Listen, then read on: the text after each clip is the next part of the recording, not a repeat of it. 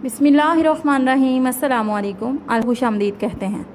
आज हम सफ़ा नंबर 47 पे मौजूद एक तस्वीरी कहानी पढ़ेंगे जो कि है एक घर। एक घर। आपने इस कहानी को गौर से सुनना है और इसको याद रखना है। आपने दी गई तस्वीर को गौर से देखना है और मेरी कहानी तवज्जो के साथ सुननी है। अली और ज़ारा स्कूल से आए तो दरवाज़ा दादी जान ने खोला। दोनों हैरान रह गए। रोज़ाना अम्मी दरवाज़ा खोलती थीं। उन्होंने सलाम करके दादी से पूछा, अम्मी कहाँ हैं? दादी जान ने बताया कि अम्मी की तबीयत ख़राब है। दोनों अम्मी के कमरे में गए, सलाम किया और अम्मी का हाल पूछा। ज़ारा ने अम्मी के माथे को हाथ लगाया, वो गर्म था।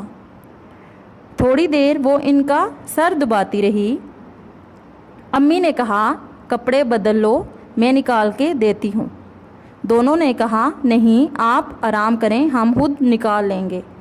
दोनों ने कपड़े बदले, अपना कमरा ठीक किया।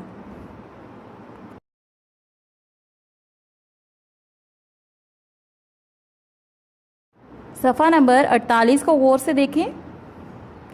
ज़ारा और अली दोनों ने मिलकर अपनी दादी जान के साथ खाना लगाया और अम्मी को भी खिलाया, दवा दी और फल भी खिलाए।